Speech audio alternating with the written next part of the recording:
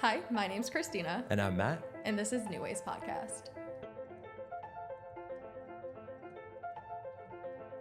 Today we're doing something a little different. We are going to be talking about subjects that come up in a children's book. Yeah. You introduced me, you brought up this book as like a topic that we could potentially talk about in our solo episodes. And when you were telling me about the insights in it, I was like, holy shit, that's kind of deep. Yeah. So I'm excited to kind of break this down today. Absolutely. No, and it was interesting coming up sort of with this topic because it's not something we've ever done before. And what do you mean? Well, like in the fact that we're using a children's book as like our main topic of discussion today, which is a phenomenal book called The Sour Grape. The Sour Grape was authored by Jory and then illustration was done by P. Oswald. Look how cute the grape is. The Sour Grape. Adorable. This book mainly, I actually discovered this book actually at a kindergarten, at a kindergarten cottage. I was working with a client of mine, and I just saw it in their like little library section, and I went and actually was starting to look through it, and I was like, whoa. Like actually kind of really hit on that deep level of. So you just stumbled upon it. Yeah, absolutely. Okay. Yeah, no. And I mean, to really sit down and start reading that book and kind of watching sort of this character, quote unquote, this sour grape and how he became the way he was just well, something. He started off as a sweet grape. He did. But that being said, why he became the person he was very interesting because I think so many people go through so many instances where we sort of in a way tarnish our sweetness inside and end up becoming a lot more sour.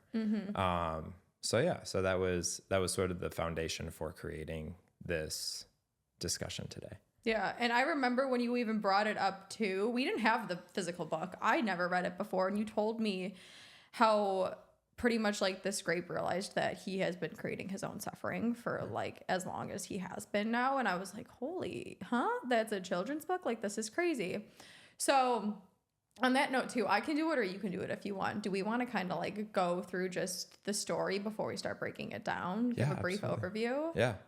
So I'd say, the book really kind of starts out about this quote unquote sweet grape, this, and kind of just honestly reminds me of a little kid. And he had a loving family. He had all of these things. He had a loving community. He had great parents, good grandparents.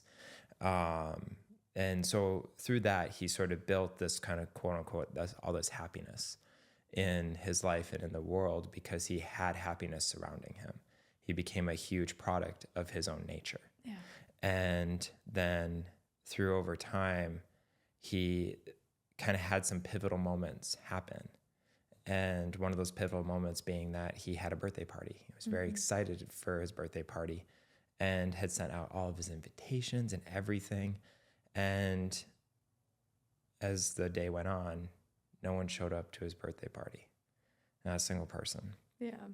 And you could see the sort of chemistry in that character's mindset begin to shift because they went from kind of feeling this like sweetness, this happiness inside to quote unquote, a sour sort of feeling, a lot of resentment, a lot of regret. And he says frustration, grudge. Yeah. And he says grudge constantly. And I think that was really interesting because then that turned into these extreme negative feelings of almost like frustration, dislike. Yeah, there's pictures in the book of him like lashing out on his other food friends. Yeah.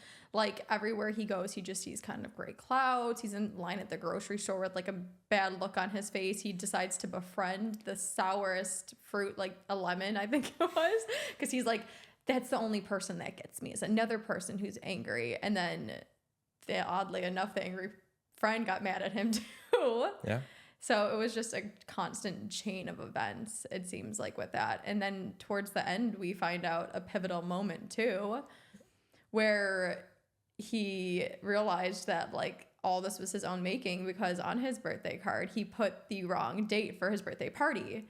So in his head throughout this entire book, he was like, nobody likes me. Everybody's evil. Like they didn't show up to my party. I just want to essentially like hate everybody and hate the world because everybody rejected me. Nobody showed up for me.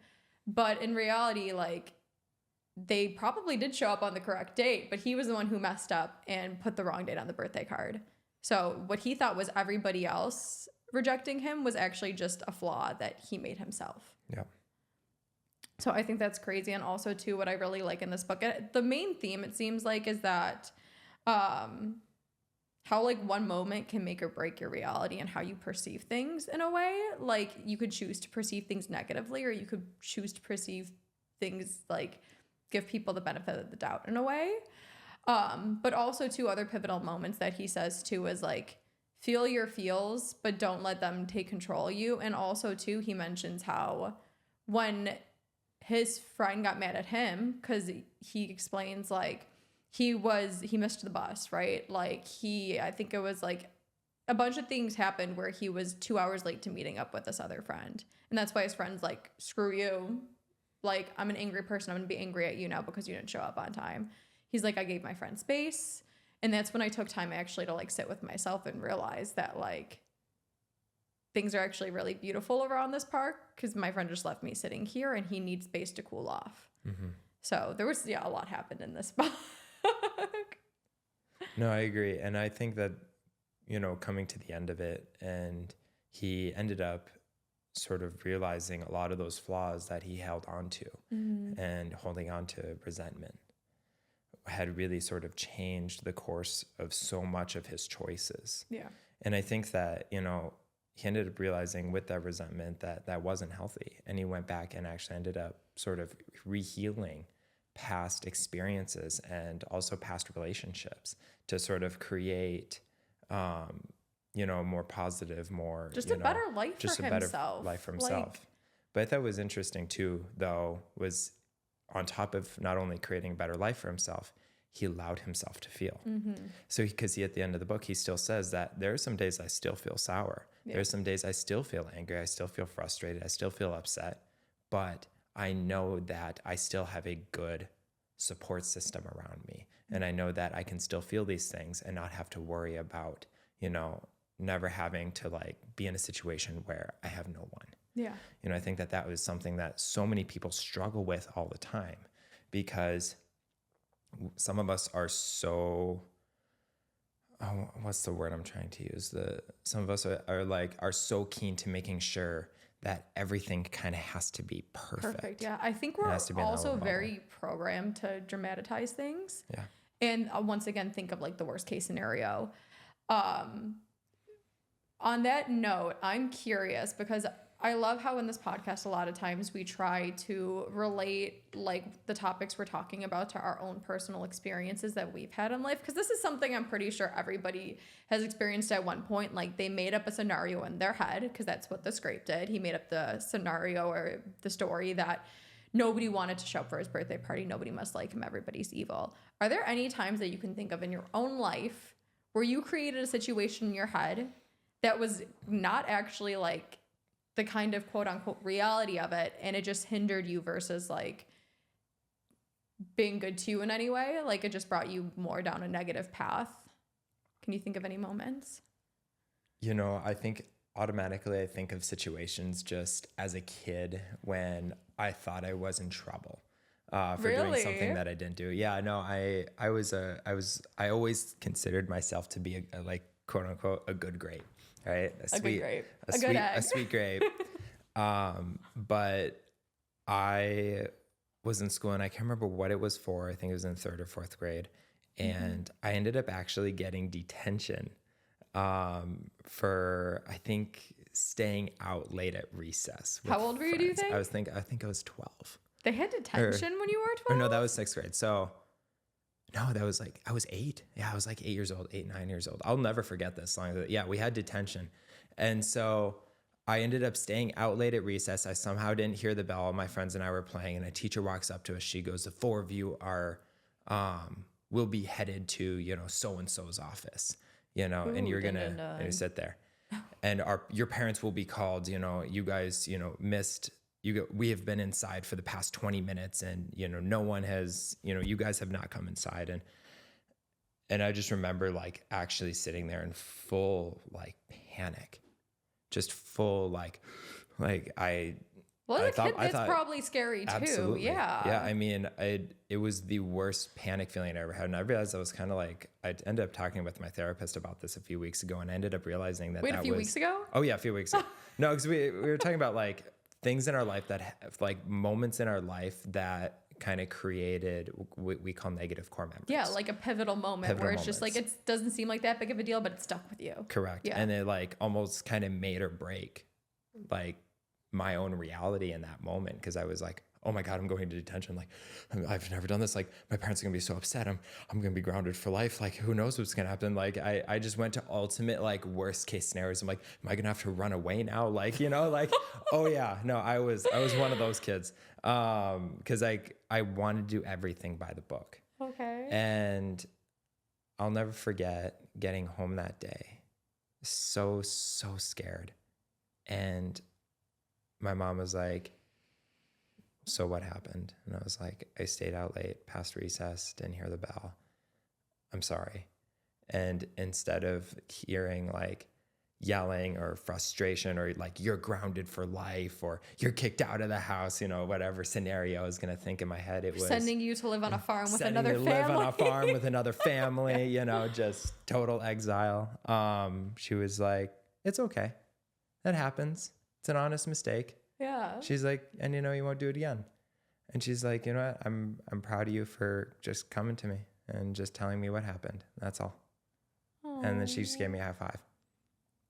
And at 8 years old, I didn't realize back then, but still to this day, how much of an impact that made for me, because like, I know that a situation like that could have gone in a much different direction if it wanted to. But my mom at that moment chose to be active, not reactive, you know? And I myself chose to not allow it to hinder me past what I had thought up to that point. So, yeah, but before you talked with your mom though, in your head, you was like, it was awful. The world is burning down. Yeah. And I'll never forget, as long as I live, like that little moment was such a huge thing. But I know for yourself, I'm sure you've had plenty of moments like these. Oh yeah. I can think of, surprisingly enough, like my childhood is kind of like blurred out a little bit. I was definitely, I just know for sure I was like a rambunctious child, and I don't know. We don't have to get into it. I want to comment. I mean, we do have to get into it, but that's besides the point. I don't know if it's just me, like, I like up until my... Only if you want to. Sorry, no, it's okay. Because I say that though, because I'm pretty sure that up until like when things started going a little south in my family, which is when my parents decided to get divorced, like for the early part of my childhood, like I think I had a pretty good childhood. Mm-hmm. It was probably just like me and my sisters like making fun of each other and like crashing Barbie cars a lot of times, I think. So I don't know why a lot of that like future early memories of mine are kind of repressed in a way or something. Maybe just because it's like a lot of it was fun, because my life was really good up until like things got really bad. On that note, just a comment on yours is children, we're blank slates. And as much as we want to think children know better, they really don't. And when I hear that story in my mind, I'm like, why didn't the teacher give you the benefit of the doubt, and instead going straight away to like, how dare you disobey me? You're being punished. I'm calling like the dramatics. Yeah. Why didn't you just be like, hey, why didn't you guys come in? We've been worried about you. Yeah. Like, you just get so much better results, I feel like, with kids when you try to come at a position from understanding versus accusing. Yep. Because a lot of times I like to think with adults should know better, you would hope, but like you can't do better until you know better, and like you're learning still, especially at that young of an age. I want to say, when I think of this subject, my first recollection of like overthinking, and thankfully now I'm better at controlling my thoughts to this day, but I'm sure you can even think of some like present day as an adult where your mind's like creating scenarios in your head. My first, and what I think the most drastic moments for me, was probably in like my teens / like early 20s, when it comes in regards to like semi kind of like friendships, because I've told you this a lot of times, like in my teens or like when my parents started getting divorced, I feel like I wasn't loved a lot. So I would, whenever like a friend or like a significant other wouldn't answer my text messages or phone calls automatically, I'm like, they don't like me anymore. I'm like, uh-oh, like what did I do wrong? You know, you create scenarios in your head. So I think that was probably the earliest, is like, I just remember from the ages when my parents started getting divorced, is a really weird time for me. So I think it was like 7 or 8 up to like 13. Like I didn't really have friends. Like I was a little slightly overweight. Like I wore sweatpants a lot. Like I just did not have good confidence, self-esteem, or like a support system. So finally, when I started to get some friends again and like gain back my confidence through like doing some self-work on myself at such a young age, when I finally started getting friends back, I was so scared to lose them. So whenever they would give me a moment of kind of just like a cold shoulder, instead of just being like, oh, it's probably a them thing, they're probably having an off day, they're busy, they're just not by their phone, or at that point like AIM, you know, messaging back in the day, I would automatically be like, oh my gosh, I did something wrong. They don't want to hang out with me anymore. Like they're with everybody else hanging out and I'm excluded. Or like when it came to my romantic relationships, a lot of times, because I mean, my father wasn't around growing up. I don't know if this stems from that, but a lot of times, once again, if like they were hanging out with like other girls or not texting me back, I'd automatically be like, something's wrong. Like they're about to leave me. And I'll be honest with you, there's been plenty of times where like, I'm going to leave you before you can leave me. When in reality, they're like, yo, dude, I just wasn't by my phone. Yeah.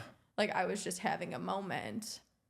And I also think too, just based on your previous programming experience you've had also, like it could program you to think that way for future people too. Because after I got out of my long-term relationship and I jumped into a new one, I realized I was projecting feelings from my ex and things he would do onto this new person.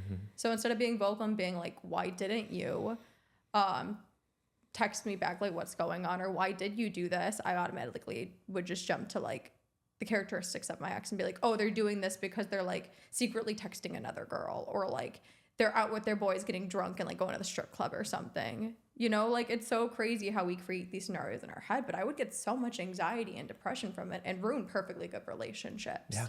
Kind of like the sour grape did. Yeah. So that's kind of my take on it for like early/mid adulthood in a way, is that caused me a lot of anxiety and stress. And now over here, I'm like, it's all good. Yeah. You know, you do the work a little bit. You realize that a lot of times, like, you're only the main character of your own story. People got their own stuff going on. If you don't like me, that's your own thing. I'm good. I got me. And the world's a good place. Let's give people the benefit of the doubt. Like, ever since I've kind of adapted that mentality, oh my gosh, life's been so much better. Yeah. Yeah. And I think that that's the thing, is so many people don't give people the benefit of the doubt. We don't. And you and I have talked about this a lot, you know, and it's something that's like, because I think the thing is like, we are so quick to judge. We're so quick to come forward and have like, say, this is how I perceive you. Yeah. And a lot of it is due just to based off your own insecurities and who you are. And so rather, instead of coming in with an open mind, or coming in with clear judgment, or coming in with sort of an ideology of, I want to hear you out, right? We come from this perspective of, you did something wrong because it's not something that I am accustomed to. Therefore, it's your fault, or you are the person in the wrong. And or versus like, I'm creating these own insecurities in myself once again, based on other things you said in my life. Like, you're the ones putting the insecurity in me. No, your emotions is your responsibility. Nobody else's. Truly. But we blame other people all the time for making us feel a certain way. And I love this topic too, because once again, is like, we all live kind of in a similar same reality. Like me and you right now, we're sitting in 2 chairs talking to each other about a similar subject, but we're both having 2 completely different realities. Yeah. Based on our programming, based on our emotions, who we are and how we perceive things. So you don't also know, like, what might be a big deal to you might not be a big deal to somebody else. And it has nothing to do with like, they don't like you or they don't agree with you.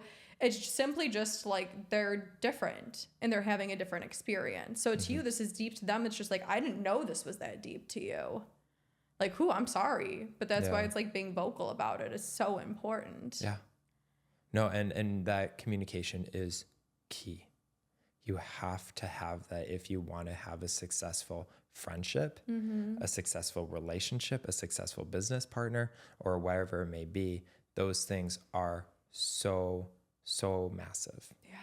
Because if you don't have that open communication, that open dialogue, it creates like what we call pent and resent, right? You pent up those feelings and then you resent everyone for them because you're not choosing to talk about them.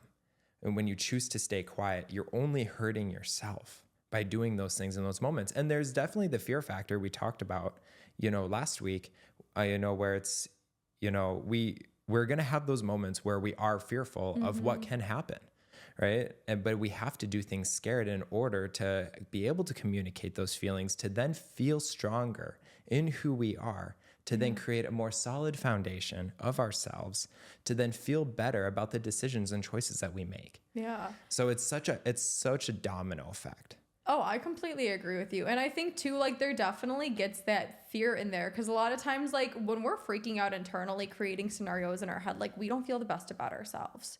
So a lot of times we're like, if I pick up this phone or like go to this person's house to try to talk to them about this subject, like I already don't feel good about this. It's going to make them not feel good either. So I feel like that's why sometimes people might shy away from it, is because they're like, I don't want to be perceived as like being dramatic or overbearing or just a lot. But in reality, like you said, if you keep those emotions in and you don't speak about them in a healthy way, then they're just going to keep getting built up. And I want to encourage people that like you can actually talk about these things in a calm manner. It doesn't have to be so dramatic. You don't have to show up guns blazing. Just share and express your emotions. And that's why I'm also really big on taking responsibility for your internal dialogue in your internal world. Because I've done this with you even. And my go-to now is with people if I'm like starting to create scenarios in my head and not like how I'm feeling towards a person. Instead of me, because once again, that ruins friendships. It makes you not want to hang out with the person because they're not making you feel good, even though they have no intention of doing so. I've called you and I'm like, hey, this is what's going on in my head right now. I'm not saying it's true. This is how I am feeling and I need to say this so I don't create a scenario in my head. Yep. And a lot of times you're like, okay, I get it. Yeah. Like taking responsibility for yourself. Then it's not like I'm blaming you for my emotions. It's me just saying, this is what's going on and I'm trying not to feel this way. So can you either tell me if it's a yes or a no? Absolutely. Yeah. Yeah. Because I think the thing is like oftentimes too is like when we come from that perspective, it gives the other person the opportunity to feel heard. Yeah. Because when you say like, and even too, we've talked about this and I've even had to do this in my own personal life where I'm like, hey, where's this frustration coming from? Like I can tell you're feeling frustrated. Let's talk about it. Is there anything else that's major that's coming up for you in regards to these things? And we do this a lot in therapy, so, and a lot of it just comes back to, reflective feeling. Being able to vocalize the concerns helps the other person understand what you're going through. Yeah.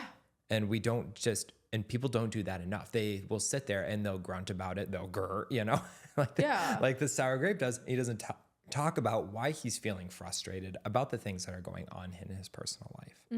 And so I think that is also a major thing, is just coming back to the biggest thing I can stress. If there's anything in this world, just please communicate with the people around you in the things you do, because communication creates confidence. Confidence creates a better you. Completely. Don't be scared to say like what's true to you. It's literally just like owning who you are and your emotions. And a lot of times too, I love this because it's like when you share your emotions, if that other person does genuinely care about you, it shows them new ways to show up for you when you need them then. Because they'll be like, okay, this is clearly kind of an insecurity. I'm aware of it now. Before I probably wasn't even aware of it. Like, give people the opportunity to show up for you and then see what they do. Don't automatically just assume they're not going to show up for you. I tell you that all the time. I'm like, give them the opportunity. Like, stop just jumping to this conclusion that nobody's going to help you, because like that's not serving you or helping anybody else.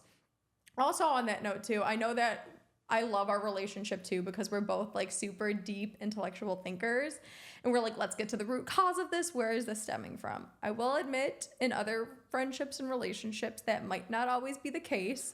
Where if you go to like a significant other or a new friend and you're like, are you projecting on me right now? They might be like, huh?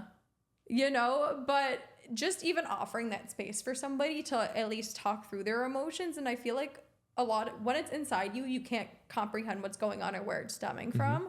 Where you vocalize it in a calm manner, talking with somebody that you hope cares about you. A lot of times, though, you don't have to tell this person, but oftentimes in your head, you're like, oh shit, I recognize this feeling. And I had this feeling when this other event happened in my life.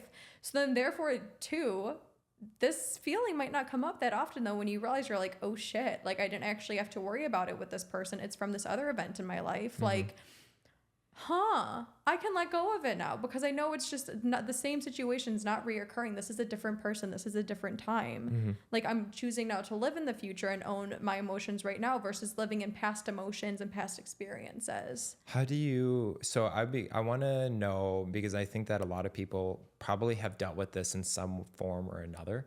I was recently just dealing with this with a past quote unquote coworker, with emotional maturity when it comes to these topics, because I have actually sat with some people and I say, hey, if I offended you, I'm so sorry. If there's something I said, I greatly apologize. Can you let me know what I can do to help you sort of move forward? Or if there's anything that I can do to help support you in this moment. And they will give the most immature, most passive aggressive, most insignificant response you can possibly receive. And you're just sitting there completely defeated.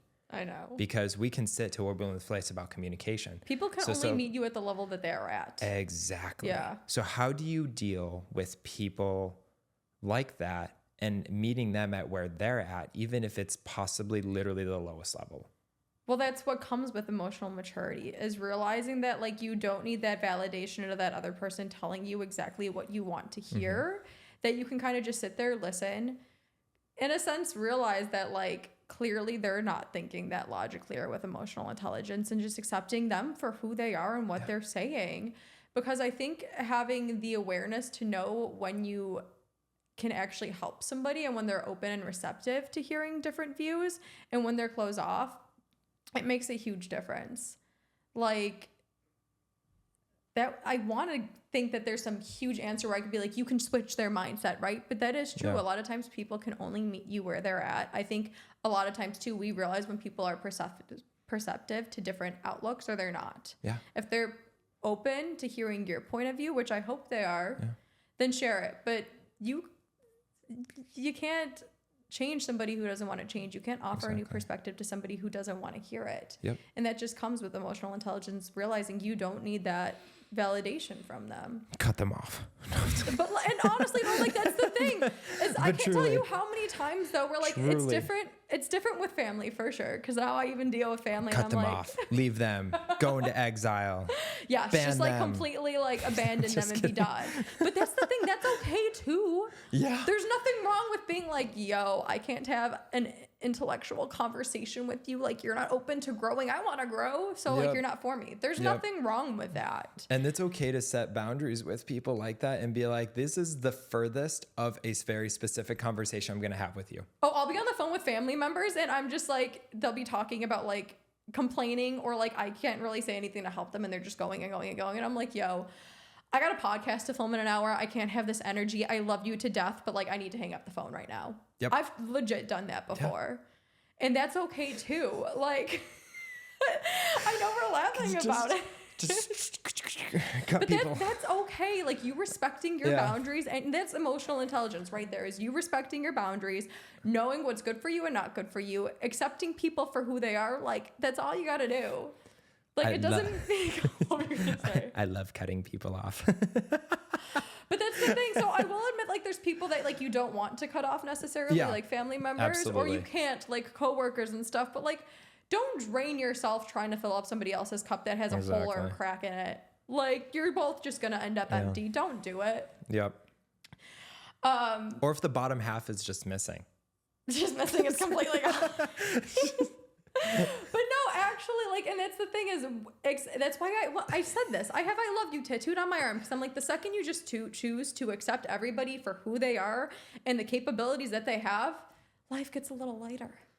I love you for like who you are. Everybody has their place on this earth. Like, do you, boo? I'm gonna do me, and it's okay. Yep. And the thing is also then when it comes to people that you can actually cut out of your life, if anything, I think that's a sign then you're like, this person's probably not going to help me grow. They're not going to offer me any new perspective in life. Like, they're probably just going to cause more chaos or drama in my life. They're going to bring that negative energy in. I am going to step away, and there's nothing wrong with that. I'm protecting my energy, my boundaries, and my happiness because that's what's important to me. It is. Like, I don't want to live in this low vibe, like, negative way of life. It's just not served. Like, who, honestly, if you ask somebody, do you want to be depressed? How many people do you think would tell you yes? Yep. So it's like, if I tell you I'm protecting my energy and my happiness, like, if they don't respect that, then that's somebody you don't need to be around. Yep. Let's be honest. And that's where, too, a lot of times if you give people the space sometimes when you set a boundary, that's also giving them another opportunity to show up for you in a way. Because, like, remember in this book, the Grape had a really off day to show up to his friend, and he shows up to his friend, like, drenched in water, missed his stop at the bus. Like, I don't know what happened to him. And he's defeated, right? And his friend that he was supposed to meet at the park a few hours ago was like, you're late. Bye. Yeah. Like, we're not supposed to be friends. Screw you. And he's like, I just needed a break, man. Like, I'm having a rough day. We all have our rough days. And he says he gave his friend some space. And in that space, his friend took a moment to cool off. And he also took a moment to sit in the grass, look at the sky, and realize life is actually not that bad. Yeah. I just had a shitty few hours, but now I'm sitting here in the grass, like, looking up at the sky. And life's actually good. Yeah. Take those moments for yourself. Truly. Let people have those moments. So, and this brings me back to another thing too. I think I've told you this story where I had a friend. He's going to know exactly who he is when he hears this. He was driving my car. I love my car. It's my baby. You know this. And he scratched the rim on my car when parking it. Oh, no. You know this story. I don't. I don't know the story.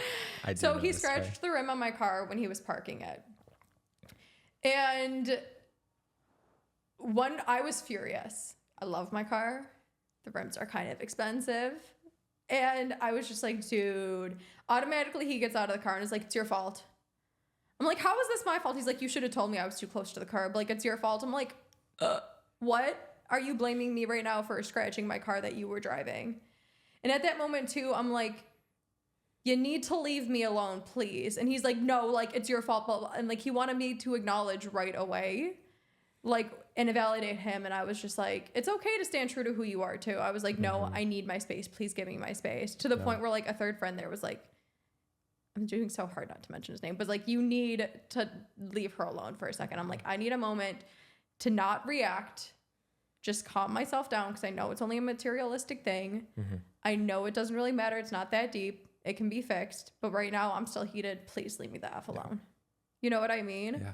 So I think like right there also I was just realizing like I could have easily just engaged with him in an argument and be like, are you crazy out of your fucking mind? Like, you are the one who physically did this. How is it my fault? Yeah. Instead I was like, please just leave me alone. I need to breathe. And after that I was a lot better. After like he came back from being in the store, we got dinner. It's all good. It's a materialistic thing. It doesn't matter.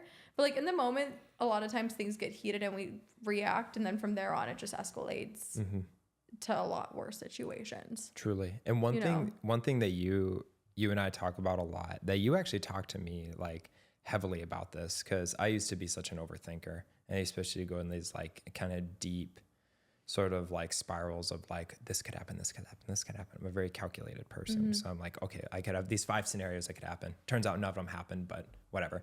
But I'll never forget you talking to me and saying like, Matt, it's not that deep. No, it's not. It's not. And it took me a while for me to realize that. But once I started realizing that, I looked at the world so differently, because everyone's opinions, even if they were like an off-colored comments and, you know, completely just strange behavior and emotions, and no matter what, I was like, okay, it's really not that deep. No. This really is only affecting me. Like you said, I just needed my space for 20, maybe 10, 15, 20 minutes to just be by myself, walk away, come back to the situation a lot more grounded and controlled. Because when you're grounded and controlled in those moments, like you said, you could have like spiraled, right? yeah. Spiraled and had a fit, and you had every right to, right? But you chose to take that step back. You're like, oh, I need a minute. I need to take some time for myself. I need to figure out how to handle the situation in the best that I know to be true. Or just talk myself down, because automatically seeing that I knew, I'm like, it's a thing. Yeah. It's replaceable. It's a thing. Yeah. Like, okay, it's money. I can make more money. No big deal. He paid for it anyways. Like, but you're like, we're programmed to react a lot of times. Like, it's just our instincts kicking in.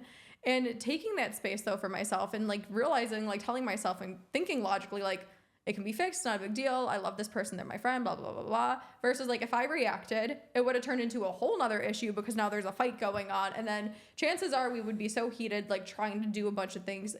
We would go throughout the entire day just like mad at each other and not doing well and waste so much time and energy being mad for no freaking reason. When I could have just took that moment.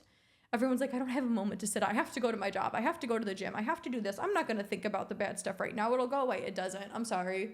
You carry that negative energy with you the rest of the day until you sit down and you're like, I don't need to carry this. I'm going to put it down. You have to put it down in order to like let go of it. Yeah. Oh yeah, absolutely. I used to be such a carrier. I like carrier of like those emotions, and I used to do this a lot. And I think people really struggle with this. And this is such a huge thing is people don't give time for themselves. I used to never be someone who did this. And I started balding because of it. Balding? Balding. Boy, you're 26. I know. Stress. Stress. I'm happy to say I haven't found a gray hair yet. So. That's good for you. The rest of the world is It's because I take a lot of time to myself. You know that. The Botox comes in nicely. No, I'm just kidding. But I will say though, truly that one of the biggest things that I did so much of when I worked my first serious job as a therapist was working residential, and I held on to everything. Because I would go home at night and I'd be like showering, thinking about like, oh my God, my documentation wasn't done right, or this wasn't done right, or this could have been better. I could have said this differently, or like this client was feeling this way, so I should have handled it like this. But you can't go back and change any of it anyway. So correct. But people still hold on to that because the thing is like when you hold on to those things, it feels like in a way that you give it a huge sense of importance. Therefore, a lot of people will hold on to that importance thinking that they care. And oftentimes they mistake the care for physical stress and anxiety that actually is literally controlling them. We were actually just talking about this earlier with the movie Inside Out 2. And I said my favorite line from that movie was when Joy said to anxiety, she said, "You don't control how Riley feels."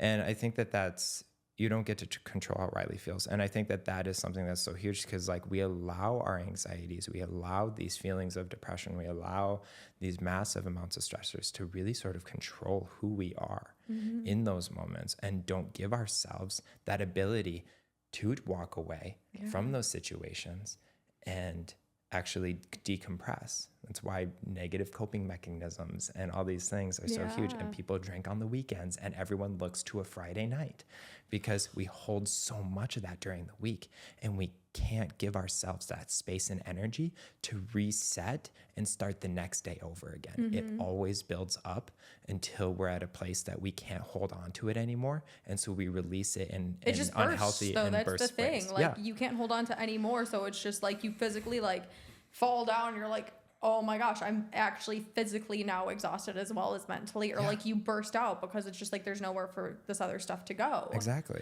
And I love how that came up because I was listening to a podcast yesterday. I don't think it was related to this, but I feel like it can definitely be used in the same way.